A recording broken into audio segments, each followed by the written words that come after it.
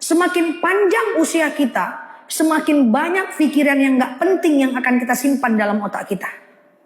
Maksud saya apa sih ngomong ini? Bapak Ibu yang saya sayangi karena Allah, hidup ini gak ada yang ideal. Jika kita di usia 50-an, 60-an, akan banyak hal-hal yang tidak sesuai dengan keinginan kita. Contoh, izin minta maaf. Kadang-kadang anak udah dewasa tapi belum mandiri, bawa beban pikiran. Kadang-kadang menantu gak pernah ngunjungin kita, bawa lagi beban pikiran.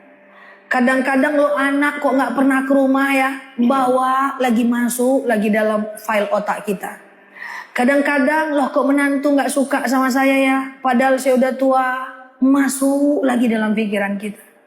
Lah kita sakit kok anak gak datang ya ke rumah, masuk lagi dalam pikiran kita.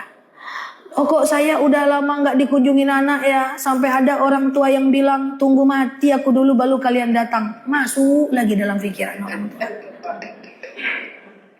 Kadang-kadang kita pergi majelis taklim, rumah kayak gitu kondisinya, kawan-kawan menyinggung kita pula, masuk lagi dalam kepala kita.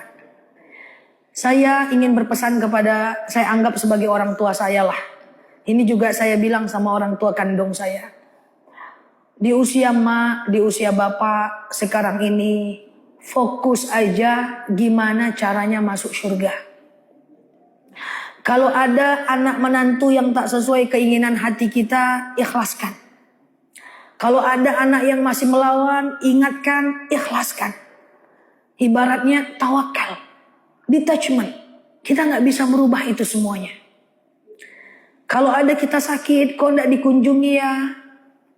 Kok gak datang juga ya? Anakku mapan, kok gak bantu aku ya? Ikhlaskan. Kok ikhlaskan ustazah? Selamatkan pikiran kita. Selamatkan pikiran kita. Hidup ini tidak ideal Bapak Ibu. Saya sangat mengkhawatirkan banyak orang tua yang itu mereka pikirkan.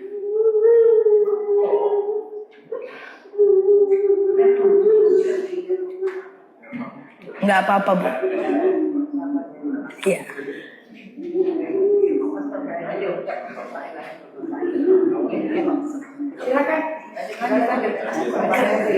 Nanti saya ke sana ya. Aman ya Bu? Insyaallah. Enggak apa-apa.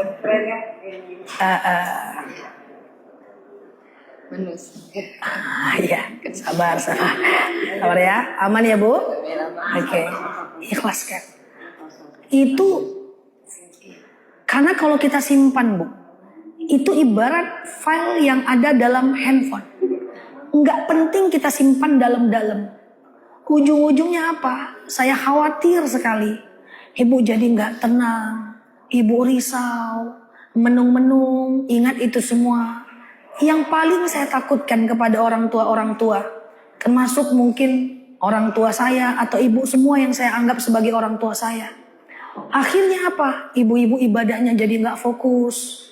Ibu-ibu jadi nggak fokus sholatnya. Jadi nggak fokus majelis taklimnya. Akhirnya pikiran kita jadi terganggu. Nah, yang saya pengen pesan saya itu yang pertama Bu.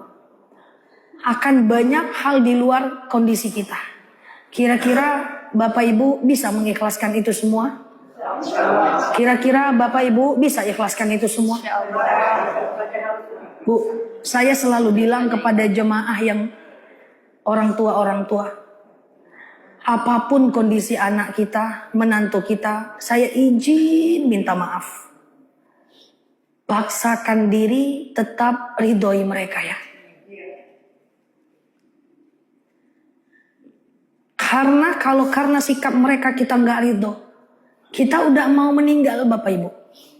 Kalau kita nggak ridho, sengsara hidup mereka pasti Bapak Ibu. Ridullah ridul walidain. Suhtullah suhtil walidain. Ridho Allah itu bergantung kepada ridhoan ibu-ibu dan bapak-bapak. Yang saya khawatirkan ketika anak bapak ibu tidak sesuai dengan apa yang kita inginkan, dia durhaka, gak pernah datang, melawan, gak perhatian, kita marah, kita gak ridho, sengsara mereka. Jadi itu yang saya khawatirkan bapak ibu. Jadi gak apa-apa kalau ibu ada yang menangis, maafin saya, insya Allah yang saya sampaikan ini Saya rasa ini penting karena sekali-sekali kita bertemu. Sehingga ibu-ibu yang udah di usia 60-an, 50-an itu bisa lebih tenang. Yang gak penting itu dikeluarkan.